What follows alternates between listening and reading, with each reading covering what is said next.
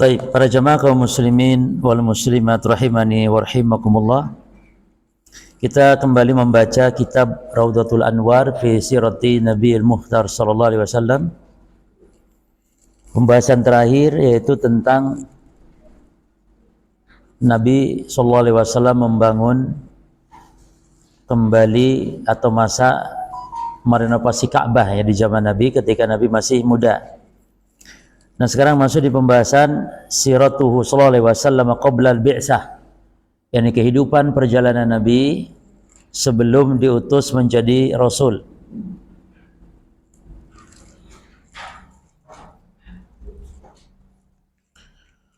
Qala al-musannif rahimahullah taala, nasha'a sallallahu alaihi wasallam mundu sibahu salimal aql wafirul quwa nazihal janib. Nabi sallallahu alaihi wasallam tumbuh mundu sibahu sejak masih kecilnya itu, salimal aql sehat akalnya, wafirul quwa yakni kekuatan yang maksimal, nazihal janib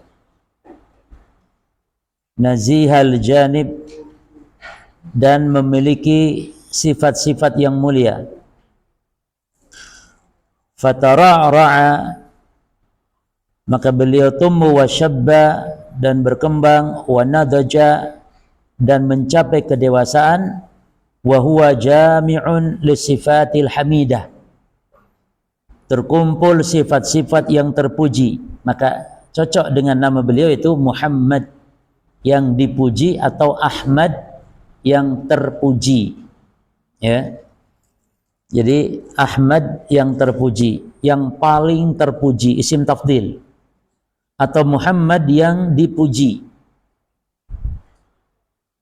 Jadi nama itu kalau mengikuti nama para nabi dan rasul, walaupun bermakna lebih, bermakna sangat, itu tidak apa-apa. Tapi kalau tidak, maka tidak diperbolehkan. Makanya Nabi SAW mengganti nama istri beliau, yaitu Barrah, diganti menjadi Zainab. Itu Barrah itu adalah menunjukkan kepada hal yang sangat, yang super, yang terbaik. Nah, itu tidak boleh. Seperti nama Aslah, yang paling soleh, ya, itu tidak boleh. Tapi soleh saja. Atau nama Ahsan, yang paling terbaik, enggak, tapi Hasan saja, ya. Tapi kalau Ahmad, karena kita mengikuti nama Nabi, jadi kalau memberi nama itu nama Nabi, boleh Musa, boleh Isa, karena Nabi memberi contoh, memberi nama dengan nama Ibrahim. Putra Nabi diberi nama Ibrahim, ya, karena mencontoh nama Nabi. Jadi boleh nama Nabi, atau kita meniru nama para sahabat juga dibolehkan. Taib. Jadi terkumpul pada diri Nabi itu sifatil hamidah, sifat-sifat terpuji, ya. Wasyami an-nabilah, dan karakter yang luhur. Fakana tirazan, beliau adalah tirazan, teladan, rafi'an, yang sempurna, yang tinggi, minal fikri as-saib, dalam pemikiran yang as-saib, yang tepat, wa nadari as-sadid, dan pandangan yang benar, yang lurus. Ini sifat Nabi sempurna dari sisi bagaimana berpikirnya Nabi, bagaimana akhlak Nabi, sifat-sifat Nabi, termasuk fisiknya. Ini tidak ada cacat Nabi sallallahu alaihi wasallam, ya. Wa misalan, dan Nabi menjadi teladan, nihaian, sampai pada puncaknya, fi makarimil akhlak, dalam kemuliaan akhlak. Bahkan Allah memuji Nabi dengan akhlak yang agung. Wa innaka la'ala khuluqin azim, dan sungguh engkau Muhammad ada di akhlak yang agung, kata Allah. Jadi yang memuji akhlak Nabi Allah langsung, ya. Oleh karenanya Nabi itu secara mutlak merupakan suri tauladan kita. Cuma nanti perbuatan Nabi itu ada yang harus kita wajib ikuti, ada yang justru kita haram mengikuti karena kehususan beliau, kehususan Nabi sallallahu alaihi wasallam. Jadi perbuatan Nabi itu ada yang bersifat perbuatan al-jibilli. Perbuatan Nabi yang bersifat jibilli, artinya bersifat kemanusiaan sebagai tabiat manusia, yang Nabi melakukan li'annahu bashar, la li'annahu Rasulullah. Jadi Nabi berbuat karena sebagai manusia, bukan sebagai Rasul. Seperti Nabi makan, Nabi minum, Nabi tidur, Nabi berjalan. Nah ini yang menjadi ibadah kita bukan pada makannya, bukan pada tidurnya, bukan pada berjalannya, bukan pada berdirinya, duduknya, bukan. Tapi kita meniru dan mencontoh, dan ini bentuk ibadah adalah fi hayatiha, dalam tata caranya. Jadi cara Nabi makan, cara Nabi tidur, ya, seperti disunahkan kalau makan dijilat. Jari jemari kita ini jangan dicuci dulu, dijilat atau dijilatkan kepada orang lain. Ya tentu kepada orang yang tidak merasa jijik. Atau cara makan dengan satu nampan dengan banyak tangan di situ. Ini maksud dengan al-ijtima fi ta'am, yakni nampan satu, lalu kita sama istri sama anak bertiga satu nampan. Nah, itu diantara bentuk-bentuk ibadah. Itu yang berpahala, bukan makannya tapi cara makan. Tidur, Nabi itu meletakkan lambung atau badan yang bagian kanan, lalu meletakkan pipi di telapak tangan yang kanan. Ini bentuk ibadahnya. Terus Nabi berwudu dulu sebelum tidur. Ini bentuk dari ibadah. Nabi kalau jalan adalah jalannya cepat seperti orang yang turun dari pudunan, dari jalan yang turun. Tidak santai seperti pemalas, tidak juga santai seperti orang yang sombong. Itu jadi jalan Nabi itu cepat. Ya. Nah, kita meniru jalan, cara jalannya. Nah, ada perbuatan Nabi itu yang sifatnya mengikuti kaumnya. yakni perbuatan Nabi muafiqatan li adati qaumihi, perbuatan Nabi yang mengikuti adat kaumnya. Maka yang sunnah bagi kita adalah bukan mengikuti perbuatan nabinya, tapi mengikuti kaum kita. Jelas ya? Nabi kalau menutup kepala dalam berpakaian memakai imamah, memakai sorban yang dililitkan.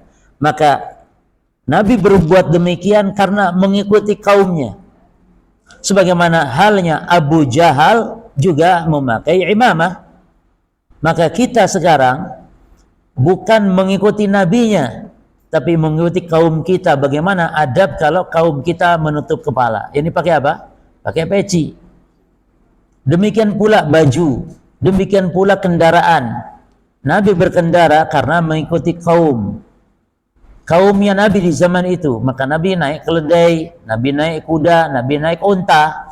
Maka yang sunnah bagi kita sebagai bentuk mengikuti petunjuk Nabi dalam berkendara adalah naik kendaraan yang sebagaimana adat kaum kita. Naik mobil, naik motor, naik sepeda dan yang lainnya, naik pesawat. Maka yang sunnah bukan naik unta. Kalau ada saudara kita sekarang, kenapa ente naik unta? Ayo, ini sunnah Nabi. Karena Nabi dulu naik unta. Lah, keliru. Karena Nabi naik unta adalah perbuatan karena mengikuti adat kaum. Nabi membangun rumah dengan bahannya terbuat dari tin. Maka kita sekarang tidak boleh mengikuti sunnah Nabi membangun rumah dari tin. Itu tanah liat atau tanah yang tanah yang dicampur air dan semisal, enggak boleh, tapi mengikuti adat kaum kita. Ya. Demikian. Ada perbuatan Nabi yang sifatnya khususiyah beliau. Contoh memiliki istri lebih dari 4. Itu khususiyah beliau. Maka ada seorang sahabat ketika masuk Islam dan istrinya 10. Semuanya istrinya 10 ini masuk Islam. Sahabat ini masuk Islam, istrinya 10 masuk Islam. Lalu apa kata Nabi? Ikhtar minhunna arba'ah. Kata Nabi, pilih dari 10 orang istrimu, pilih 4 saja. Yang 6 ceraikan. Kenapa? Karena istri lebih dari 4 kekhususan Nabi sallallahu alaihi wasallam. Jadi perbuatan Nabi itu macam-macam. Ada yang sifatnya mengikuti kaum, ada yang sifatnya tabi'i sebagaimana Jibilli sebagaimana manusia biasa, dan juga ada perbuatan Nabi yang sifatnya memang syariat, ada yang wajib, ada yang sunnah. Bahkan ada perbuatan Nabi yang khusus, misalnya kalau bagi Nabi haram, bagi kita tidak. Contoh harta sedekah. Bagi Nabi, harta sedekah itu haram. Tidak boleh Nabi dan keluarga Nabi memakan harta sedekah. Boleh itu. Yani harta sedekah itu maksudnya harta zakat. Yani harta yang wajib harta zakat yang wajib. Sedekah yani sedekah yang wajib maksudnya. Seperti ada zakat fitrah, ya. Itu Nabi nggak boleh makan dari zakat fitrah. Nabi tidak boleh dikasih zakat fitrah. Tapi Nabi boleh dikasih hadiah. Itu kekhususan Nabi. Kalau kita boleh kita makan zakat fitrah kalau kita miskin. Ya. Dan para ulama berbeda pendapat tentang zakat fitrah. Ada yang mengatakan boleh dibagi kepada 8 golongan, salah satu dari 8 golongan. Namun wallahu alam pendapat yang kuat zakat fitrah adalah hanya bagi mustahiknya orang-orang fakir miskin saja. Sebagaimana kata Nabi bahwa berpuasa itu adalah tu'matan lil masakin, ya, makanan bagi orang fakir dan miskin, zakat fitrah itu.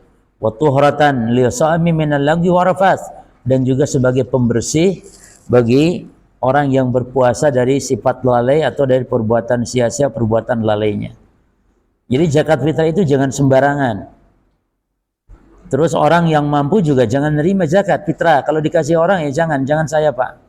Saya alhamdulillah mampu, kasih yang lain saja. Jangan nerima, ya. Kecuali kalau zakat mal itu banyak sisi. Zakat mal itu banyak sisi. Orang kaya kalau di zakat mal boleh dikasih kalau sifatnya dia zakat orang kaya sebagai apa? Sebagai pejuang atau orang yang berperang di jalan Allah. Walaupun kaya dikasih dari zakat harta, zakat mal. Demikian pula misalnya amil. Amil walaupun kaya boleh dikasih, tapi amil yang syar'i, ya. Amil yang menetapkannya adalah pemerintah. Jadi amil itu ditetapkan oleh pemerintah Islam. Bukan amil ngangkat sendiri atau takmir ngangkat sendiri atau takmir membuat panitia amil zakat, nggak boleh. Boleh dia hanya sekedar yang dititipi saja. Tapi dia bukan sebagai amil, ya, karena amil itu harus negara Islam yang menetapkan. Baik. Jadi Nabi SAW itu digelari oleh Allah sebagai pemilik akhlak yang agung. Wa innaka la'ala khuluqin azim.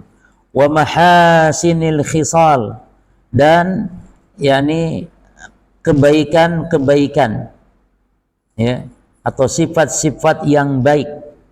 Mahasin al-khisal. Imtaza bis-sidqi, Nabi teristimewa dengan kejujurannya. Nabi terbedakan dengan yang lain dalam sidq, kejujuran, wal amanah, dalam amanah. Jadi amanah itu para jemaah hukumnya wajib. Karena orang yang tidak beramanah itu dihukumi tidak beriman. Antum ingat kaidahnya, ya. Setiap perbuatan yang dikatakan tidak beriman kepada pelakunya, maka menunjukkan keharamannya perbuatan tersebut. Jadi kalau ada sebuah perbuatan dihukumi tidak beriman, berarti menunjukkan perbuatan itu haram. Contoh, la yashrabul khamra hina yashrab wa huwa mu'min. Wala yazni zani hina yazni wa huwa mu'min. Kata Nabi, tidaklah seorang yang sedang berzina itu beriman. Tidak pula beriman orang yang sedang minum khamr. Nah, berarti berzina dan minum khamr dikatakan tidak beriman, menunjukkan haramnya apa? Haramnya zina, haramnya khamr. Itu jemaah. Dari mana kita tahu haramnya? Dari dalam hadis ini dikatakan tidak beriman. Jadi setiap perbuatan yang disebut tidak beriman bagi pelakunya, maka menunjukkan perbuatan itu apa? Lihurmatihi, perbuatan itu haram. Jelas. Sebaliknya sekarang, apabila dinafikan iman, ini dikatakan tidak beriman terhadap sebuah perbuatan bagi orang yang meninggalkan perbuatan itu, maka menunjukkan kewajibannya. Kalau ada perbuatan dihukumi tidak beriman bagi yang meninggalkan perbuatan itu, menunjukkan perbuatan itu hukumnya apa? Wajib. Rodok masuk enggak? Perbuatan dikatakan tidak beriman kepada yang melakukannya, maka menunjukkan keharamannya perbuatan tersebut. Sekarang, perbuatan yang dihukumi tidak beriman bagi yang meninggalkannya, maka menunjukkan perbuatan itu wajib. Jelas? Jadi artinya bukan sunnah, wajib. Terus tadi perbuatan yang dilakukan bagi pelakunya dihukum tidak beriman, itu bukan makruh tapi haram. Nah sekarang contoh nih, Nabi bersabda, la imana liman la amanata lahu. Tidak beriman orang yang tidak amanah. Ini menunjukkan haramnya amanah atau wajibnya amanah? Kenapa wajib? Karena dihukumi tidak beriman bagi yang meninggalkannya. Contoh, ada hadis nih, jenengan tebak ini masuknya haram atau wajib? Jelas ya? Hadisnya begini, wallahi la yu'min, wallahi la yu'min, wallahi la yu'min. Nabi sumpah sampai 3 kali, demi Allah tidak beriman, demi Allah tidak beriman. Lalu Nabi ditanya, siapa mereka ya Rasulullah? Kata Nabi, alladzi la ya'man jaruhu bawa'iqahu. Itu orang yang tetangganya merasa tidak aman dari gangguannya. Itu orang tidak beriman, kata Nabi. Pertanyaannya, hadis ini menunjukkan haram atau wajib? Ramjib. Saya dengarnya ramjib.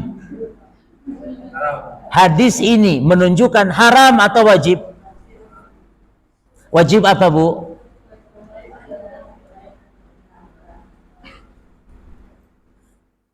Itu yang dikatakan tidak beriman itu siapa tadi?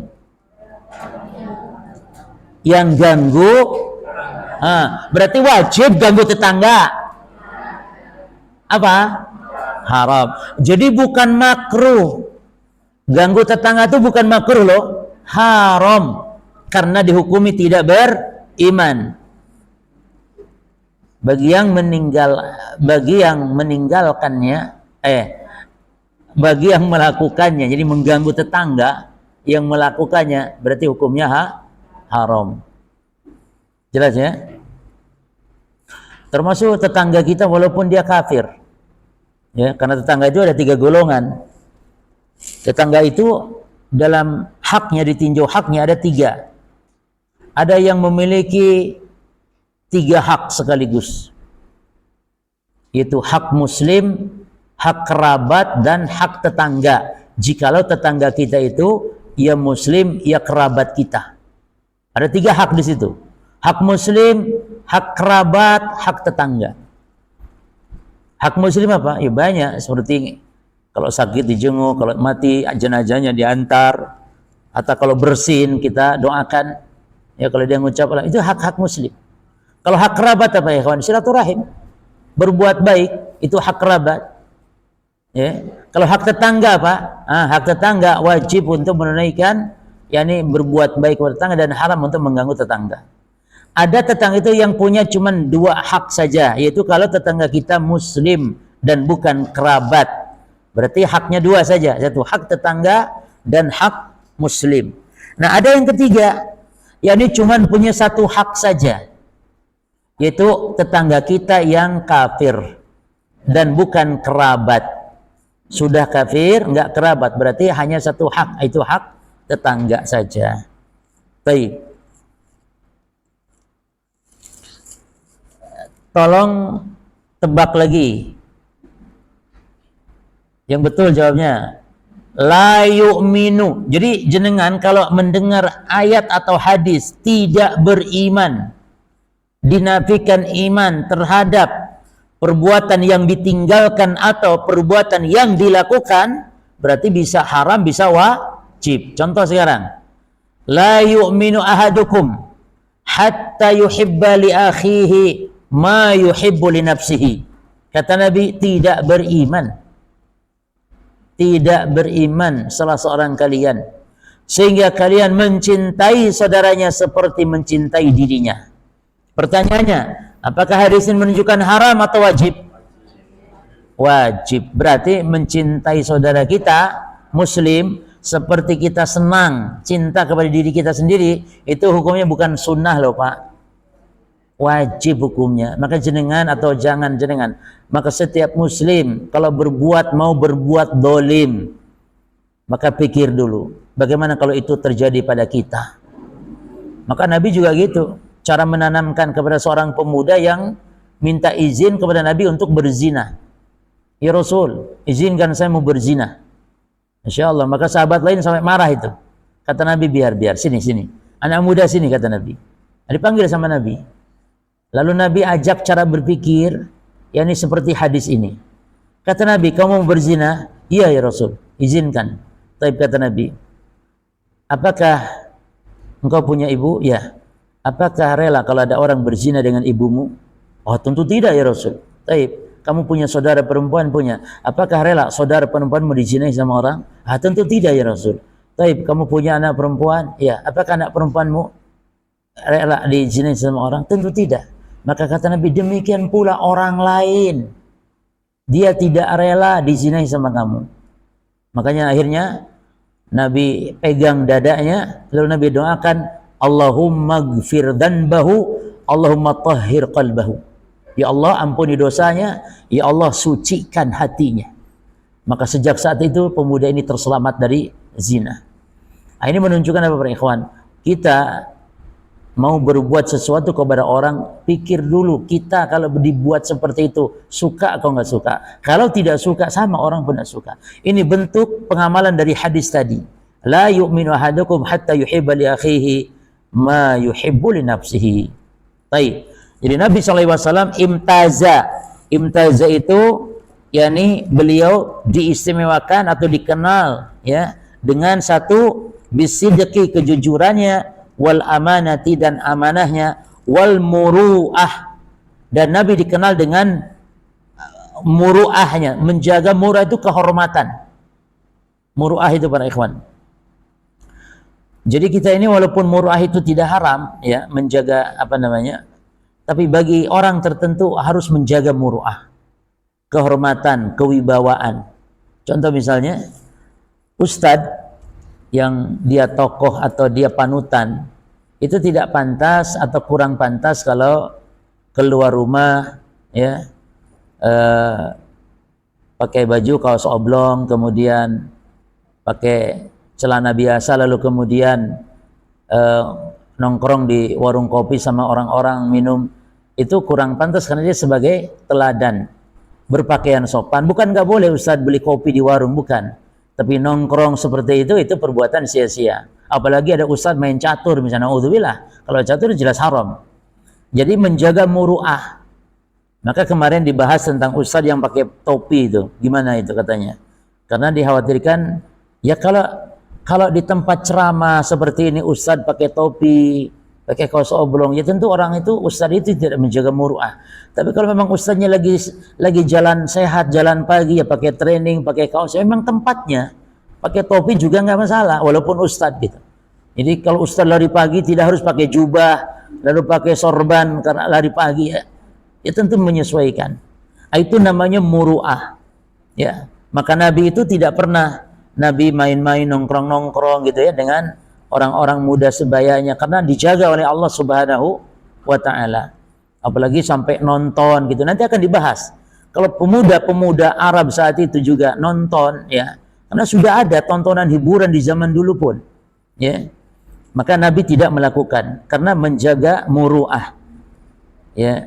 Lalu apalagi itu namanya kehormatan. Lalu Nabi dikenal lagi dengan asy-syaja'ah, keberaniannya, wal adli, keadilan, wal hikmah, bijak, wal iffah. Nah, jadi Nabi diistimewakan dengan al-iffah. Apa iffah itu? Kehormatan atau kesucian. Waz zuhud, dan zuhud. Zuhud artinya tarku ma la ya'nihi fil akhirah. Zuhud artinya meninggalkan hal-hal yang tidak bermanfaat di akhirat. Di antara orang zuhud adalah meninggalkan nonton bola, walaupun nonton bola halal. Kenapa dia nggak mau nonton bola? Karena tidak bermanfaat di akhirat. Ya. Wal qanaah. Jadi zuhud itu bukan meninggalkan dunia, bukan. Zuhud meninggalkan beli motor bagus, beli mobil bagus. Lah. Zuhud itu memakai dunia, namun memakai di jalan yang Allah ridha dan tidak menyia-nyiakan perkara-perkara yang akan merugikan di akhiratnya. Jadi zuhud itu bukan meninggalkan dunia, sebagaimana sebagian orang-orang dari kalangan orang-orang sufi memahami zuhud yakni meninggalkan dunia. Zuhud dikenal kucel, kotor. Lah, zuhud rapih. Zuhud memakai fasilitas dunia yang halal, tapi digunakan dalam perkara yang diridai oleh Allah Subhanahu wa taala. Lalu al-qanaah. Nabi diistimewakan dengan sifat al-qanaah. Qanaah itu merasa cukup dengan pemberian Allah. Dan qanaah adalah orang yang paling super kaya di dunia ini. Siapa orang paling kaya? Orang yang paling qanaah. Yani orang yang paling merasa cukup atas pemberian Allah, itu orang disebut orang yang paling kaya. Jadi yang paling kaya itu bukan Bill Gates yang duitnya triliunan atau lah. Bukan tolak ukur dunia. Kata Nabi yang bersabda, laisal ghina bikasratil arad. Bukanlah orang kaya dengan banyaknya harta, bukan. Wa innamal ghina ghina nafsi. Tapi kaya adalah kaya hati. Yani qanaah, merasa cukup atas pemberian Allah. 1 juta ya cukup. 1 miliar pun ya cukup ya Allah. Ini berapa saja? 100.000 cukup. 1 juta ya cukup juga. Dikasih sama Allah 1 M, terima enggak? Terima, cukup juga, alhamdulillah. Kan orang yang miskin itu dikasih 1 M masih kurang ya Allah. Maunya 2 M. Mbuh M itu saya sendiri belum pernah lihat uang M-nya itu. Terus pokoknya uang yang banyak itu cuma. Jelas ya? Jadi orang kaya hakikatnya orang yang paling qanaah. Dan nikmat punya istri, kalau istri qanaah. Pemberian suami berapapun. Tapi makanya suami kalau memang lagi banyak rezeki itu juga jangan bakhil kepada istri. Kalau suami misalnya lagi ada rezekinya, kasih istri itu. Suami dapat bonus dari kantor atau dapat dari tempat kerja atau dagangnya ada yang borong misalnya, istri itu dikasih. Jadi ini bentuk hadiah. Itu loh jemaah. Jangan walaupun banyak tapi ngasih tetap aja segitu. Itu nilainya pahala luar biasa. Sering saya sampaikan bahwa 1 suap makanan yang dimakan oleh istri bagi suami itu nilainya sedekah. Yang penting niat jemaah, harus tanamkan niat itu. Kadang kita ini lupa dengan niat. Memberi makan belanja istri seolah-olah itu memang sudah kewajiban. Itu tidak ada nilai sedekahnya jemaah.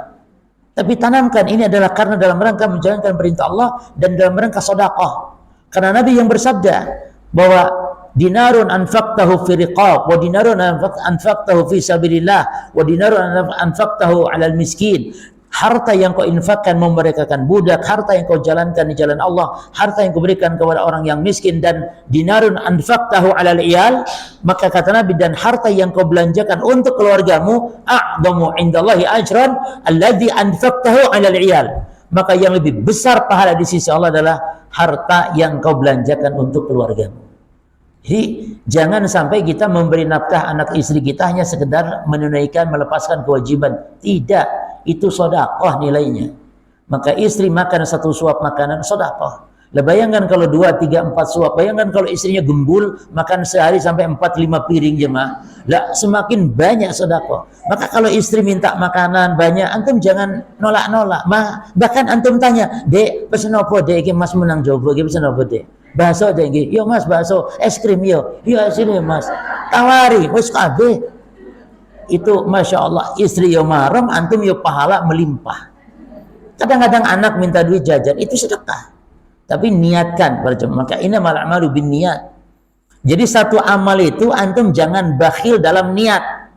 Antum ke masjid nih, niatnya jangan 1, niatnya bisa 7, bisa 8. Niatnya antum sekarang ke masjid, niat menuntut ilmu, niat bertemu dengan saudara seiman, niat untuk barangkali nanti mau sholat duha, niat sholat duha, niat tahiyatul masjid, niat apa nanti mau sedekah, niat juga sambil sedekah, niat juga misalnya untuk menghilangkan kebodohan, niat juga untuk mendakwahkan Islam. Banyak niat. Ya, jadi jangan 1 niat. Dan itu kemurahan atau utamaan karunia dari Allah kepada kita bahwa satu ibadah bisa dengan beragam niat. Contoh antum salat tahiyatul masjid, itu jangan niatkan hanya satu, tapi niatkan juga salat sunnah wudu, niatkan pula mungkin salat duha juga, niatkan yang lain kalau waktunya berbarengan dan waktunya memang jenis ibadahnya sama, yakni salat dengan salat, puasa ya dengan puasa, jenis ibadahnya sama. Makanya ibu-ibu juga pendapat yang benar, wallahu alam ya, pendapat yang benar, kalau masalah puasa Senin bareng dengan hari Arafah boleh niat, ini memang tidak masalah. Tapi termasuk para jamaah, ibu-ibu khususnya, ternyata Syekh Ibnu Utsaimin rahimahullah taala berpendapat bahwa ibu-ibu yang mengqadha puasa Ramadan itu kalau jatuhnya hari Senin dibolehkan loh niatnya bareng dengan Senin. Padahal itu kan yang satu wajib, yang satu sunnah. Tapi Syekh Utsaimin mengatakan karena jenisnya sama, sama-sama puasa, maka dibolehkan. Maka ibu-ibu kalau qadha puasa misalnya cari hari Senin, cari hari Kamis, jadi juga niatkan, ya. Apalagi kalau namanya puasa Arafah jatuh hari Senin, puasa Asyura jatuh hari Kamis misalnya, ya double, ya. Tapi demikian pula salat.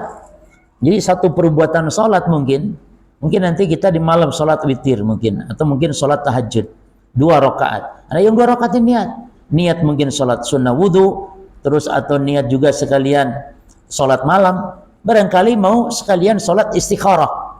Jadi banyak niat, jangan satu niat. Ya. Makanya kata Nabi, innamal a'malu binniyat. Ya. Itu. Jadi Nabi mengatakan itu innamal a'mal, ada innamal amal. Jadi sesungguhnya amalan-amalan tergantung niat. Niatnya juga banyak dalam hadis tersebut menunjukkan bahwa amal itu memang banyak dan niat pun juga banyak. Jangan hanya satu niat. Taib. Lalu dalam apa lagi? Wal adl wa hikmah wal iffah, mana tadi? Wa al qanaah wal hilmi, dalam kelembutan.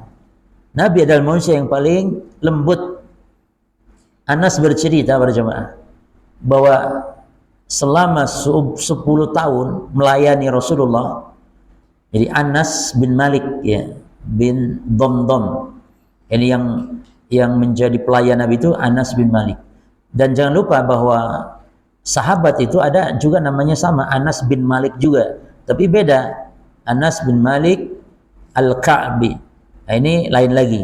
Yang pelayan Nabi itu Anas bin Malik bin Dhamdham, yang dia adalah anak daripada Ummu Sulaim.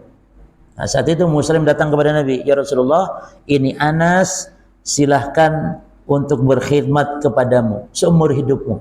Jadi seolah-olah anaknya ini Anas bin Malik diwakafkan untuk melayani Rasulullah, untuk menjadi pembantu Rasulullah SAW.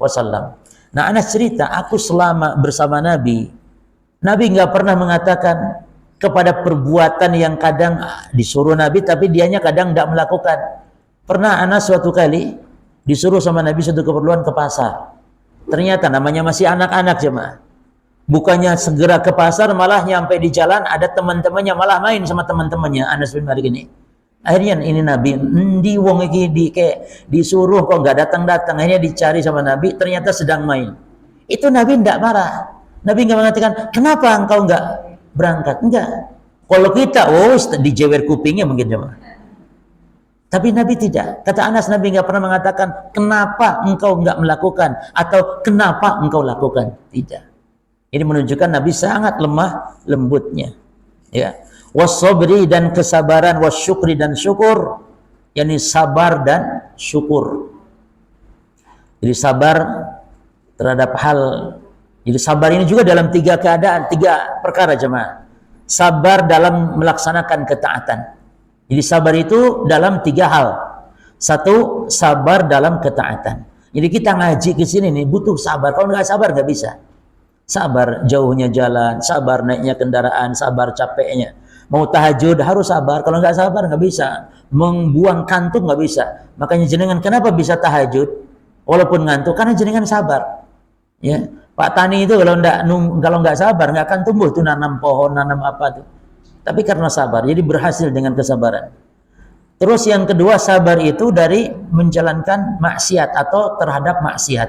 Yani sabar karena maksiat itu gangguannya menggoda, ya. Karena memang yang namanya neraka itu neraka itu diliputinya dengan yang enak-enak, syahwat. Kalau surga diliputinya dengan yang makarih. Makarih itu yang tidak disukai. Jadi pagernya surga itu sholat, tahajud, sedekah, ya cuma ngaji, baca Quran, itu pagernya surga. Tapi pagernya neraka itu yang enak-enak, yang kepengen jiwa ini. Apa pagernya neraka? Zina, minum khamar, ya, maksiat yang lain, makan yang haram, tiktokan. Nah itu pagernya neraka. Jadi kalau pagernya antum ambil, masuk. Sebagaimana pagernya surga, antum ambil, tahajud antum ambil, masuk. Sehingga kata Nabi, huffatin nar bisyahawat wa huffatil jannah bil makarih. Yani neraka dipagari oleh syahwat, ya. Maka maksiat itu yani menggoda jiwa, dan jiwa cenderung ke situ, jemaah. Itu sudah tabiat jiwa. Kata Allah dalam Quran di surah Yusuf, innan nafsa la ammaratun bisu. Sesungguhnya nafsu ini selalu memerintahkan, dan Allah menggunakan lafaz sigah mubalaghah, la ammaratun bisu, benar-benar memerintahkan yang jelek-jelek, yang buruk-buruk. Jadi jiwa ini senangnya apa? Jalan, main-main, maksiat, ya. Begitu jiwa. Tidak suka jiwa itu sholat, tidak suka ngaji, tidak suka baca Quran. Demikian tabiatnya. Maka kita harus membiasakan. Jiwa ini harus dipaksa, jemaah. Ya, ibarat bayi itu yang terus mau nyusu harus dikekang, dikasih batrawali itu supaya pahit, supaya enggak. Bagaimana caranya? Jangan terus diantar. Namanya jiwa sukanya ke maksiat. Maka harus sabar dalam mengerjakan maksiat ini supaya tidak sampai terjadi. Dan yang ketiga, sabar itu dalam perkara-perkara musibah. Sabar dalam perkara-perkara takdir yang jelek. Jadi takdir itu kalau takdirnya baik, ya syukur. Apa takdir yang baik, jemaah? Ya kawin, itu takdir baik. Takdir jelek, ya cerai. Jadi takdir itu kita hanya tahu disangka takdir itu yang jelek saja. Tidak. Takdir itu yang baik dan yang buruk. Maksud buruk, takdir itu menurut tinjauan makhluk yang ditakdirkan. Adapun kalau ditinjau dari perbuatan Allah, nggak ada takdir yang buruk, nggak ada. Ditinjau dari mana? Jemaah. Maka sebuah kaidah penting, ya. Sebuah kaidah penting. Bahwasanya asyarru fil maqduri la fil qadar. Keburukan itu adanya pada yang ditakdirkan, bukan pada takdirnya. Jadi takdirnya semuanya baik, karena takdir adalah perbuatan Allah. Takdir artinya perbuatan Allah. Maka perbuatan Allah ada yang buruk? Tidak ada. Semua perbuatan Allah baik. Lah terus takdir jelek bagaimana maksudnya? Takdir buruk maksudnya ditinjau dari al-maqdur. Ditinjau dari kita yang ditakdirkan. Ada sakit, ada sehat. Nah sakit ini buruk. Ada miskin, ada kaya. Miskin ini apa jemaah? Miskin itu baik apa buruk? Jemaah? Nabi bersabda loh tentang masalah miskin. Kata Nabi SAW, fuqara'ul muslimin yadkhuluna al-jannah qabla ghnihim bi nisfi yawm ay bi 500 sanah. Orang-orang miskin di antara kaum muslimin itu masuk surganya lebih dulu selama setengah hari, yaitu 500 tahun. Jadi orang kaya nanti nunggu orang miskin dulu masuk surga. Kapan jaraknya dengan orang kaya nanti? 500 tahun jaraknya. Orang kaya nunggu 500 tahun. Jadi kaya itu, para jemaah, di akhirat nanti masuk surganya nunggu 500 tahun dari orang-orang miskin. Orang miskin dulu masuk. Nah, jadi miskin ini baik apa buruk?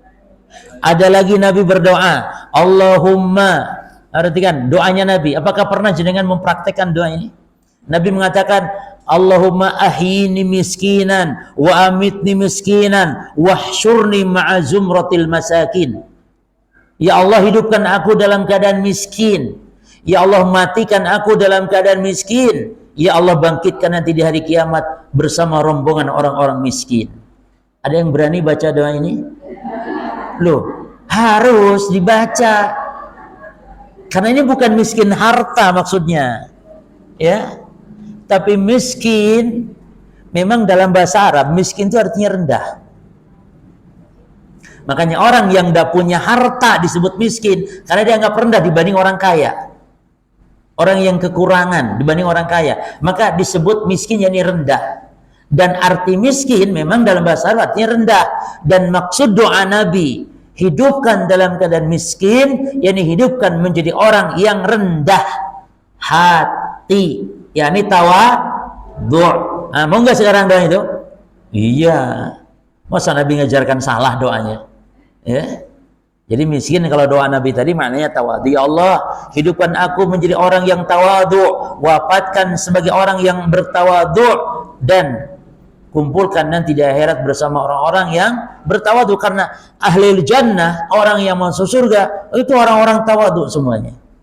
Bukan orang-orang yang sombong al-kibir. Orang kibir tidak masuk surga. Nah, ini doa Nabi yang dimaksud. Jadi, para jemaah, miskin ada keutamaan. Tapi kaya pun juga ada keutamaannya. Pernah ada seorang atau para sahabat itu ngadu curhat kepada Nabi tentang ini orang-orang miskin. Datang kepada Nabi curhat, ya Rasulullah, katanya orang-orang kaya itu banyak meraih pahala karena kaya, sementara kami miskin. Kok bisa, kata Nabi? Gimana itu bisa terjadi? Gini ya Rasul, katanya. Yani nasumu yasumu kama nasum. Mereka puasa sebagaimana kami juga puasa. Wa yusallun kama nusalli. Mereka salat, kami juga salat. Namun yatasaddaqun, namun ketika mereka sedekah ya Rasul, kami la natasaddaq. Kami tidak bisa sedekah karena kami miskin. Sementara mereka bisa sedekah dengan hartanya, bisa memberikan budak dengan hartanya. Kalau kami kan tidak bisa. Mereka salat, kami salat, mereka puasa, kami puasa, tapi giliran sedekah kami tidak mampu. Itu mereka jadi banyak memborong, istilahnya banyak meraih pahala. Oh, kata Nabi, tenang, ada amalan bisa ngejar mereka. Itu engkau baca setelah sholat subhanallah 33, alhamdulillah 33, Allahu akbar 33. Dalam lafaz yang lain 34. Baik. Wah, semangat itu, sudah dikasih amalan bisa ngejar mereka. Ternyata besoknya pada datang lagi jemaah. Ya Rasulullah, ternyata orang kaya pun dengar juga itu doa, dibaca juga. Sehingga kami akhirnya kalah. Perhatikan apa kata Nabi. Apa kata Nabi, perhatikan setelah kami kalah ini ya Rasul. Mereka karena dengar juga. Apa kata Nabi? Dzalika fadlullahi yu'tihi man yasha. Kata Nabi, kalau sudah demikian ya sudah, gimana lagi? Itulah karunia Allah yang Allah berikan kepada siapa yang Allah kehendaki. Ini Allah sedang memberikan anugerah kepada orang kaya tadi. Ya sudah, kalian kalah, gimana lagi? Nasib sudah. Nah, hadis ini menunjukkan keutamaan menjadi orang kaya yang bersyukur. Maka kalau antum ditanya, mana yang afdol? Orang miskin yang sabar atau orang kaya yang bersyukur? Jemaah. Masya Allah, dengan semangat sekali ini. Jadi kalau disuruh milih, Bu, mending miskin yang sabar atau mending jadi kaya yang bersyukur? Lu tadi orang miskin masuk surga duluan 500 tahun sebelum orang kaya. Gak apa-apa Ustaz, yang penting aku kaya gitu. Iya, memang demikian. Jadi pendapat yang benar, kaya yang bersyukur itu lebih afdal. Kenapa? Karena ibadah yang faedahnya hanya untuk diri sendiri itu tidak lebih utama daripada ibadah yang faedahnya nyebar untuk yang lain. Orang kalau miskin, ibadahnya hanya untuk dia saja, sholat untuk dia, puasa untuk dia. Tapi orang kaya ketika bangun pondok, bangun pesantren, bangun masjid, sedekah kepada fuqara al masakin, membantu janda-janda miskin, maka dengan itu ibadahnya lebih menyebar, dan itu lebih afdal bagi dia. Makanya saya sampaikan, mana yang afdal? Umroh 30 juta, tapi umroh yang kedua, ketiga, keempat, atau diinfakkan kepada fakir miskin. Kalau harus memilih, pilih mana aja, Mas? Infak untuk fakir miskin, karena umroh dia berangkat untuk dia sendiri. Tapi untuk fakir miskin, uangnya sama 30 juta juga, lebih menyebar dan lebih besar pahala yang akan dia raih. Tapi kalau umroh yang sunnah ya. Jadi jamaah sekalian, haji yang sunnah, umroh yang sunnah artinya haji atau umroh yang kedua kali. Maknanya berarti kewajiban kita tuh haji itu seumur hidup hanya sekali saja. Jadi jenengan hajian sudah cukup. Cukup. Jenengan lebih baik pakai untuk hal yang lain-lain hartanya. Kecuali kalau memang berlebih, haji lagi tidak masalah karena haji juga ibadah. Umroh lagi nggak masalah, ya. Tapi jangan sampai umroh bolak-balik tapi tetangganya miskin nggak pernah diperhatikan, itu keliru. Umroh bolak-balik, masya Allah, sampai ngundang tetangganya, jeng aku kata umroh lah yo. Ya. Jalur opo mending nih jalur opo, kalau jalur bekal malah ke orang miskin. Nah, jadi umroh yang kedua ketiga itu adalah hukumnya sunnah. Nah, ada sebuah kaidah penting nih tentang masalah ibadah yang wajib dan yang sunnah ini, bahwa mayalzam fil bidayah itmamuhu, mayalzam fil bidayah itmamuhu wala yalzam al-itmamu fi nihayatihi.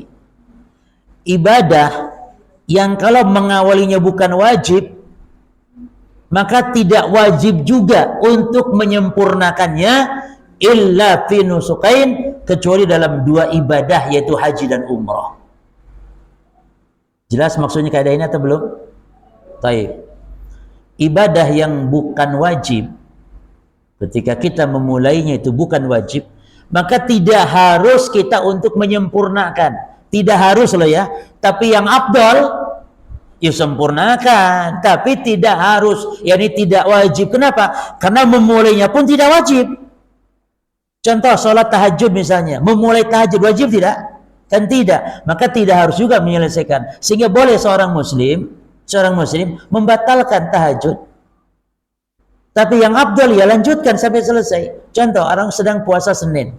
Apa memulai puasa Senin hukumnya? Wajib tidak? Tidak wajib. Nah, nanti kalau dia sudah kadung puasa, boleh tidak membatalkan? Boleh. Tanpa udzur? Iya, tanpa udzur. Karena sesuatu yang awalnya tidak wajib, maka tidak harus juga disempurnakan. Tapi afdal tentu disempurnakan. Kecuali walaupun awalnya tidak wajib, tapi tetap wajib disempurnakan, yaitu haji dan umrah. Nah, kalau jenengan haji atau umrah yang bukan wajib, jenengan tidak boleh seperti puasa Senin Kamis tadi. Malas sudah di tengah jalan nih, sudah nyampe Saudi. Malas aku senang hotel aja, aku mau malas tawaf, malas wis, atau sedang hajian. Gak boleh, itu wajib, nanti bayar dam itu. Kenapa? Kan sunnah Ustaz. Iya, kalau haji umrah Allah yang berfirman, wa atimmul hajja wal umrata lillah, dan sempurnakanlah haji dan umrah karena Allah. Jadi kalau haji umrah ada perintah untuk makanya jenengan kalau umrah misalnya atau haji, khawatir kita nih nanti nggak bisa melanjutkan karena punya penyakit atau apa, maka dibolehkan istirat di tempat mikot. Ya. Istirat itu kita mensyaratkan bahwa ya Allah, aku penuhi haji dan umrahmu ini, dan seandainya aku ada gangguan di jalan nanti, maka itulah tahalulku.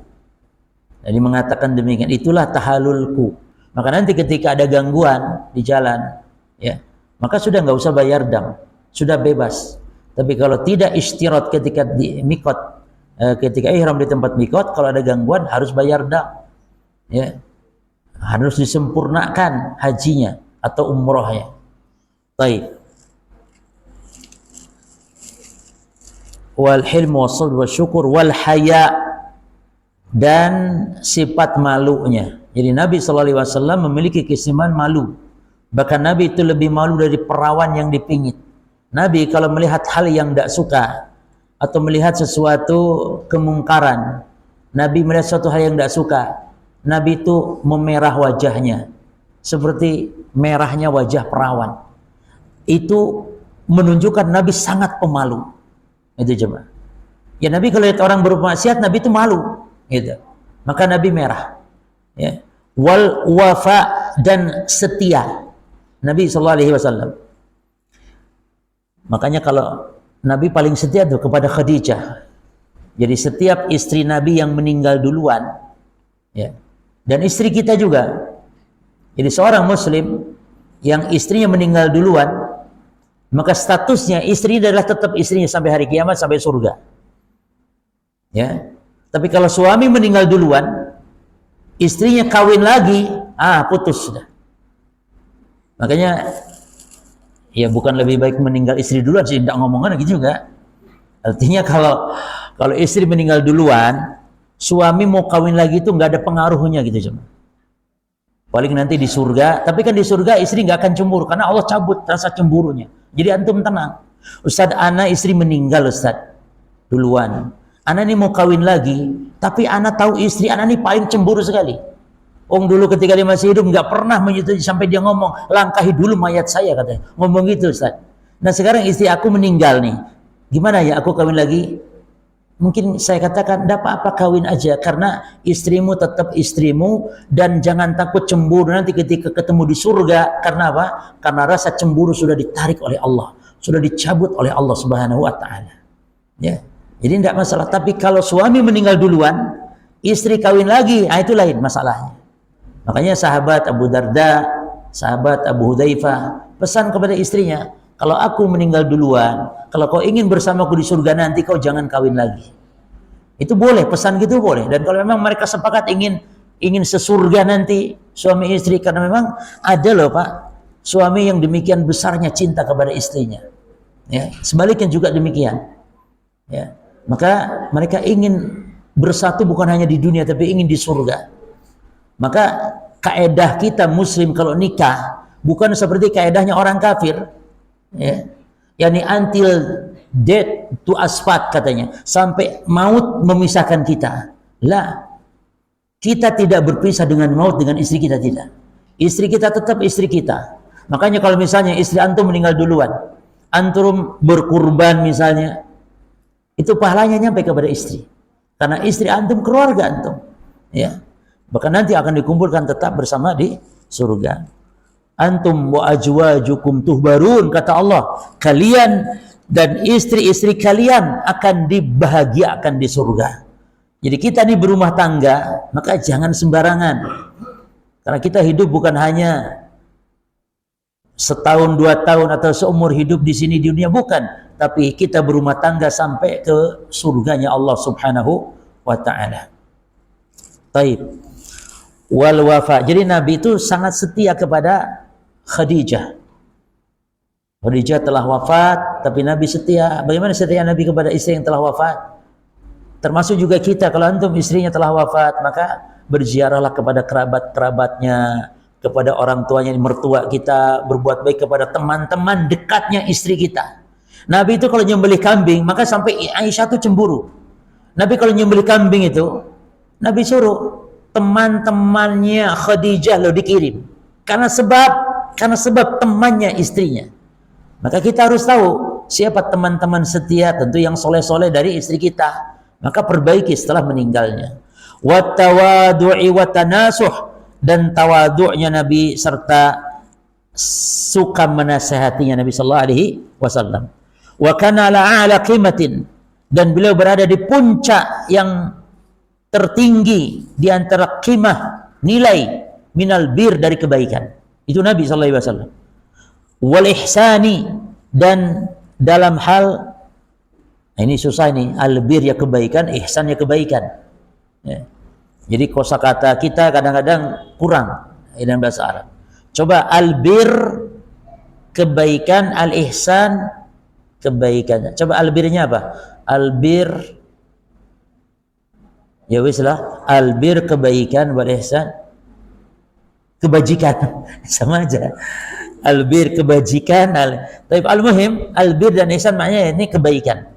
Kama qala ammuhu Abu Talib, sebagaimana ini Nabi kecil itu dikatakan oleh paman beliau Abu Talib. Apa kata Abu Talib? Menyenandungkan syair. Wa abyadu yustasqal ghamamu biwajhihi, simalul yatama ismatun lil aramili. Ini orang Arab suka dengan yang namanya syair. Dan syair itu bukan lagu, syair. Ya, apalagi musik, ya kan? Surah Syu'ara dianggap surah pemusik. Lah, syair. Syair itu hanya mengucapkan kata-kata yang bersaja. Yani akhirannya itu loh, ujungnya sama. Ya. Seperti di sini. Wa abyadu yustasqal gham'amu biwajhihi simalul yatama ismatun lil aramili. Yani Nabi adalah wa abyadu yustasqal gham'amu. Dia, yani Nabi, Ini pamannya ini Abu Thalib memuji Nabi. Dia adalah orang yang dengan wajahnya memohon hujan dari awan. Simalul yatama ismatun lil aramili. Simal artinya teladan, contoh bagi anak-anak yatim. Ismatun lil aramili, yang melindungi para janda. Ini karena kebaikannya. Jadi Nabi SAW dikenal kebaikannya. Wa kana wusulan lirrahim, dan Nabi suka menjaga menyambung silaturahim. Hamulan lima yasqulu. Ini kenapa Syekh menjelaskan dulu poin-poin ini. Jadi Nabi Muhammad sebelum diangkat jadi Nabi pun itu manusia sudah super sempurna.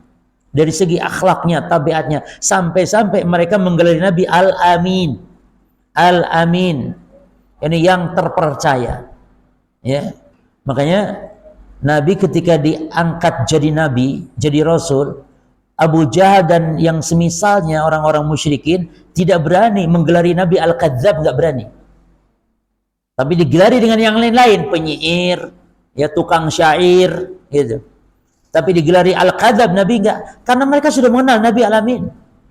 Bagaimana akan kita gelari Al-Kadzab sementara dari sejak kecil sudah kita kenal Al-Amin? Maka tidak berani. Ya. Terus hamulan lima yaskulu kawahilan nas. Hamulan, yang suka menanggung beban yang berat, kawahila atau kawahilin nas, ya, yakni beban-beban yang dipikul oleh orang lain. Nabi suka menghilangkan beban orang dengan membantu menolongnya. Yusaidu man a'damal aish.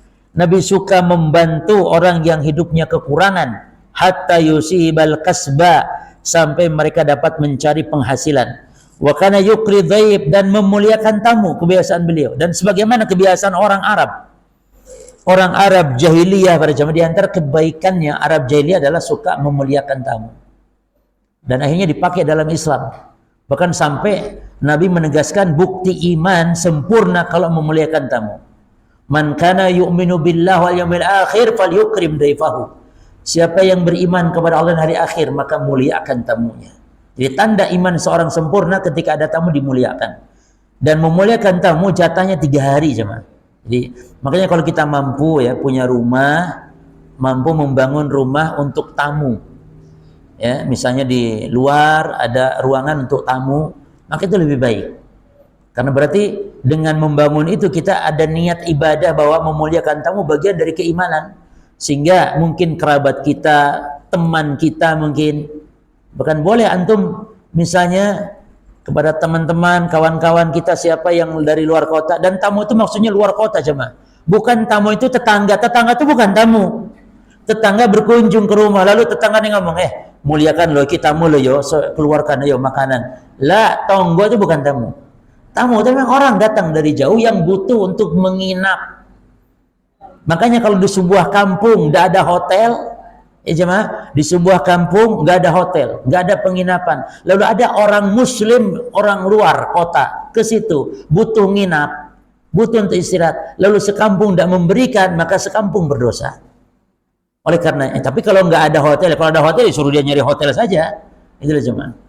Jadi ini besar masalah tamu, memuliakan tamu dengan cara melayani, menjamu, ya makanannya yang semisalnya. Tapi berapa jaraknya? Maksimal 3 hari. Jadi yang bertamu juga harus sadar, kalau sudah 3 hari ya sudah pulang, ya. Bahkan kalau sudah selesai urusan sehari ya sudah pulang. Ngapain malah enak pengen makan gratis, ya. Cuman demikian para jamaah adabnya.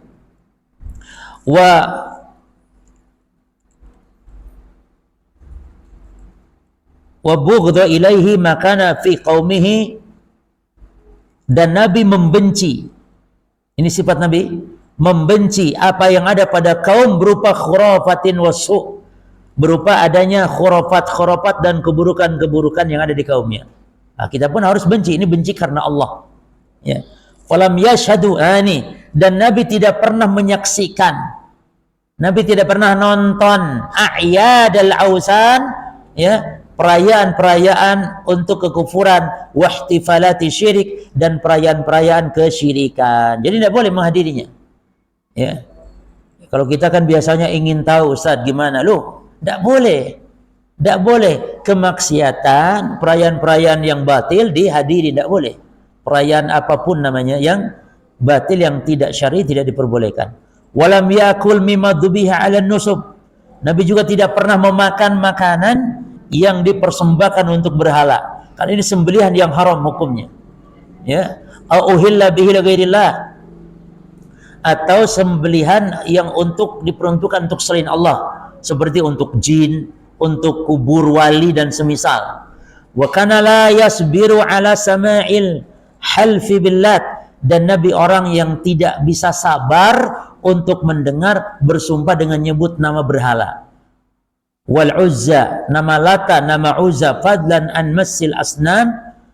Lebih-lebih Nabi tidak pernah untuk menyentuh berhala, awi taqarrubi ilaiha, atau bertaqarrub kepada berhala-berhala tersebut.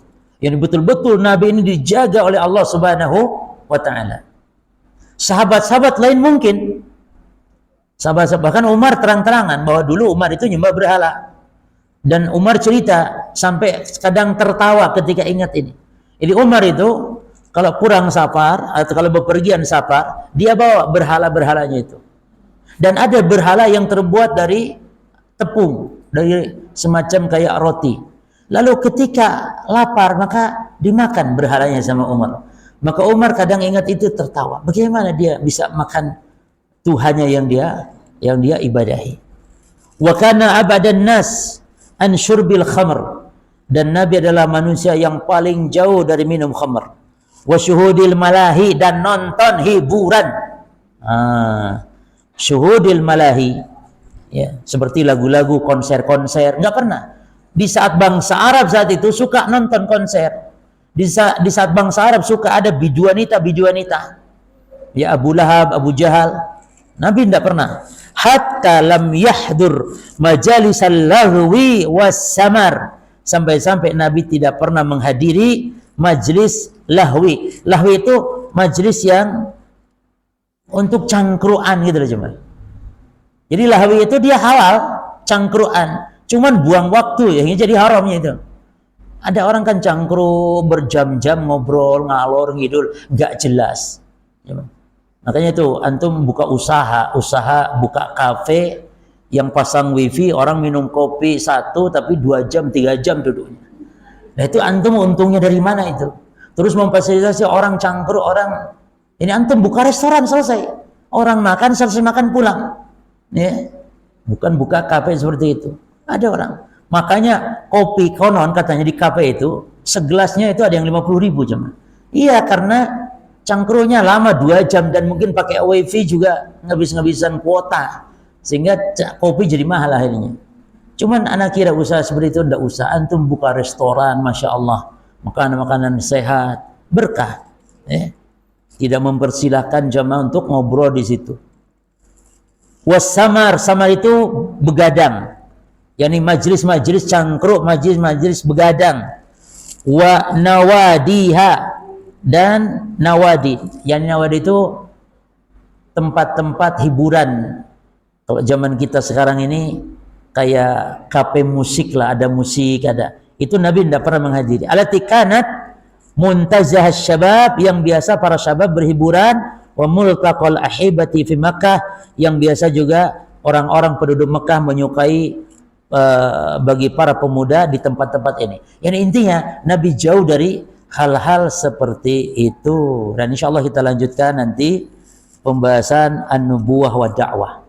Jadi pengalif kesimpulan yang kita bisa ambil bahwa pada masa remaja Nabi, kehidupan Nabi di Mekah sebelum diangkat menjadi Nabi, menjadi Rasul, kehidupan yang sempurna, akhlak yang sangat mulia, dijaga oleh Allah dari perbuatan-perbuatan, jangankan yang haram nyembah berhala, hatta perkara-perkara cangkruan di tempat nongkrong-nongkrong yang tidak bermanfaat itu Nabi tinggalkan. Karena Nabi memang memiliki jiwa yang tidak suka seperti itu.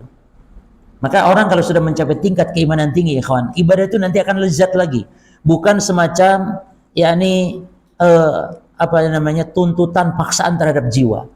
Makanya kenapa kita ibadah merasa kok kayak masih dipaksa, masih tidak ada merasakan kelezatan, karena keimanan kita yang belum betul-betul maksimal. Tapi kalau sudah iman maksimal Nabi, buktinya lezat, tidak suka hal-hal seperti itu. Jangankan yang haram, yang makruh, hal yang halal tapi bermanfaat itu orang tidak akan suka. Maka seperti kita kalau sudah ngaji seperti ini, sudah malas lagi nonton bola misalnya. Dulu mungkin iya nonton bola, kan halal Ustaz, dia halal, tapi bagi kita tidak ada lagi manfaatnya. Ya, tidak ada lagi manfaat. Dulu mungkin iya karena terbawa oleh apa namanya ya, oleh pergaulan dan semisalnya. Baik, cukup sampai di sini. Ada hadiah Ibu? Enggak ada. Baik, kalau ada yang tanya silakan. Ya. Nah. Nama ada teman kita dari luar kota datang ke kota kita. Apakah ada usaha lain tinggal di hotel lain, apakah dia berhak didata sebagai tamu? Pertama, yang kedua, kan tadi saya dari Pak itu kesal karena ada perayaan sekitar bumi. Saya aneh kenapa bumi kos kita itu tidak menggana karena perayaan apa itu? Perayaan kilat di jalan arah-arah. Namanya saya dengan buah sayur itu. Apakah meskipun dia buah atau sayur tidak seperti apakah halal untuk dimakan? Oh, nah, barakallahu fikum. Yang pertama, jadi tamu hukum asalnya harus kita muliakan. Tentu apabila tidak ada qarinah bahwa ini tamu adalah orang yang berniat jahat dan semisal, itu lain perkara. Tapi ketika kita apalagi mungkin mengenal ya saudara kita, hatta muslim yang kita tidak kenal tapi diketahui dia muslim, ya secara umum karena tidak khusus orang yang kita kenal. Jadi memuliakan tamu. Ya, namun tentu makanya setiap muslim wajib untuk mengetahui bagaimana adab-adab bertamu, bagaimana juga hak dan kewajiban bagi orang yang bertamu dan semisalnya. Maka tetap kita muliakan dengan cara kita menjamunya. Makanya yang aman itu ada rumah yang terpisah di luar ya, sebagai ruang bagi tamu kita misalnya. Atau kalau misalnya kitanya tidak memungkinkan ya, maka kalaupun di rumah yang penting bisa menjaga. Jadi ada kamar tamu misalnya dijamu. Tentu ini mungkin waspada tetap karena orang yang tidak kenal nggak mungkin kita memasukkan begitu saja. Tapi mungkin bagi yang kenal, saudara kita dari luar kota kita bawa di rumah, maka sediakan rumah atau ruang tamu atau rumah tamu lebih afdal lagi. Jadi tetap dimuliakan. Tapi hati-hati, tetap waspada perkara-perkara apalagi di zaman sekarang ya. Ada orang-orang yang dikenal pura-pura bertamu misalnya dan sebenarnya padahal berniat jahat atau yang lainnya, maka ini tentu harus kita waspadai. Yang kedua berkaitan dengan ada istilah sedekah bumi jemaah. Ini sedekah bumi artinya memberikan berupa hasil-hasil bumi yang mana dipersembahkan untuk leluhur. Nah, ini termasuk bentuk apa? Termasuk bentuk al-kurban. Jadi kurban itu bukan dengan hewan saja atau dengan sembelihan saja, tapi dengan apapun yang dipersembahkan. Dan persembahannya kan dalam rangka pengagungan kepada leluhur. Ini adalah ibadah. Ini adalah bentuk-bentuk dari kesyirikan. Nah, hanya saja berjemaah, hukum yang diharamkan dari sembelihan adalah untuk sembelihan selain Allah yang dihukumi hanya sembelihan saja. Adapun selain sembelihan, misalnya di zaman Nabi itu ada yang dipersembahkan untuk berhala-berhala di dalam Ka'bah, sehingga orang-orang musyrikin dulu mempersembahkan untuk berhala-berhala ya, bukan untuk Allah, untuk berhala-berhala di dalam Ka'bah dalam rangka pengagungan berupa harta-harta yang berharga dimasukkan ke dalam Ka'bah. Sehingga ketika Nabi menaklukkan kota Mekah dan Nabi membersihkan Ka'bah yang totalnya 360 berhala itu, dan di dalam Ka'bah itu terdapat harta-harta berharga, entah itu uang, emas, perak, pedang dan semisal. Nah, Nabi SAW memanfaatkannya untuk membayarkan utang salah seorang sahabat. Ya, nah di antaranya Syekh bin Baz berpendapat di dalam kitab Fathul Majid, di hasyiahnya, di catatan kakinya, Syekh bin Baz mengatakan, jadi memanfaatkan harta yang dipersembahkan untuk berhala itu dibolehkan apabila harta yang bermanfaat, yang jelas tidak boleh itu hanya sembelihan saja. Jelas kawan ya? Ya artinya sembelihan yang dipersembahkan gitu loh. Dan beda lagi misalnya acara kebid'ahan, lalu dia menyembelih dalam rangka untuk makan-makan itu. Nah, itu lain, itu juga dibolehkan untuk kita memakan. Karena itu bukan sembelihan yang dipersembahkan untuk selain Allah, bukan.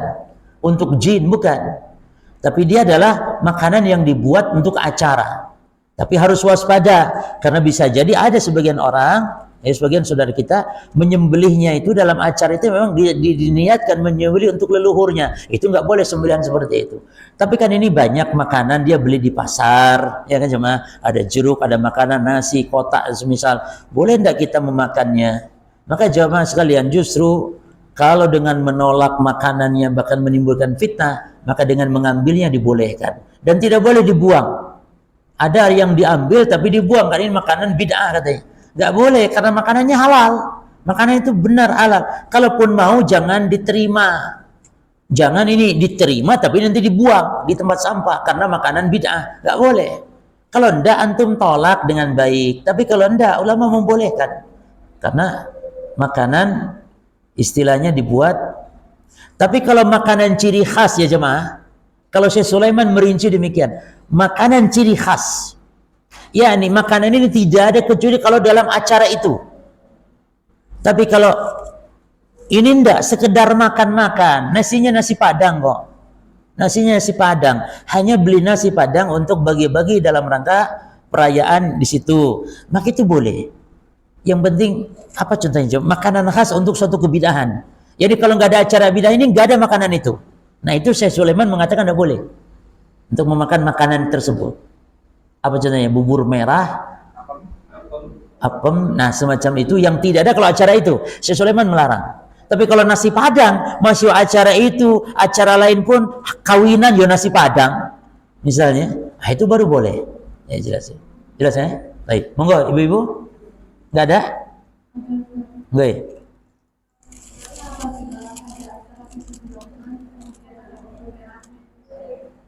Acara 7 bulanan terus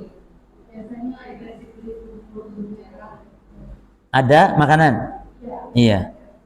Ya acara-acara 7 bulanan, 9 bulanan, berapa lagi? 8 bulan ya, berapa lagi? Yaitu adalah ritual-ritual, itu bukan adat itu tapi ibadah bentuknya. Karena ada hal-hal di situ melakukan suatu amalan-amalan bentuk ibadah. Maka itu bukan, jadi ada keyakinan, maka itu tuh bukan adat kebiasaan, bukan, tapi itu adalah bentuk ibadah.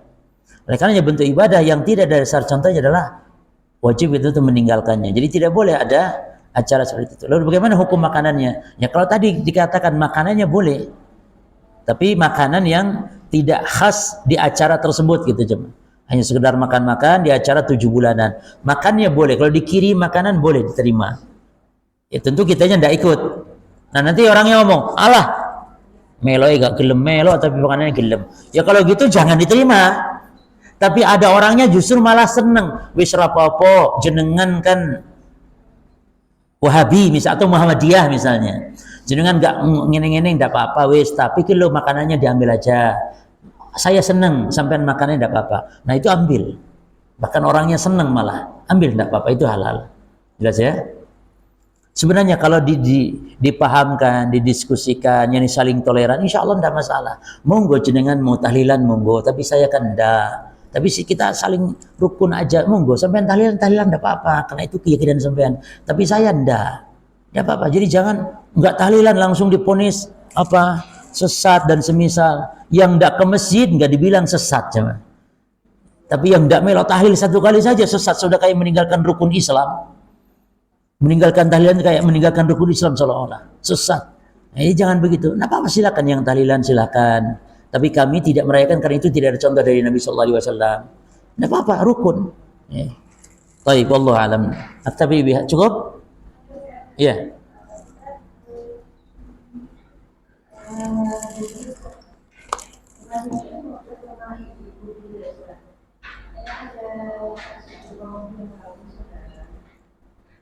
Ada apa? Saudara meninggal terus?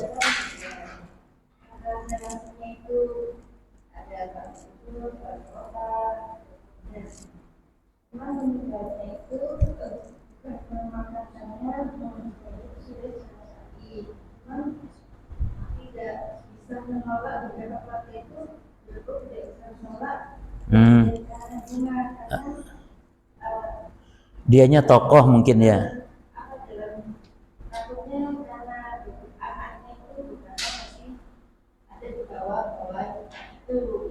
Ya.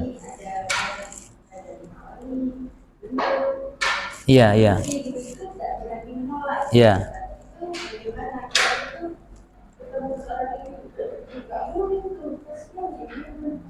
Nah,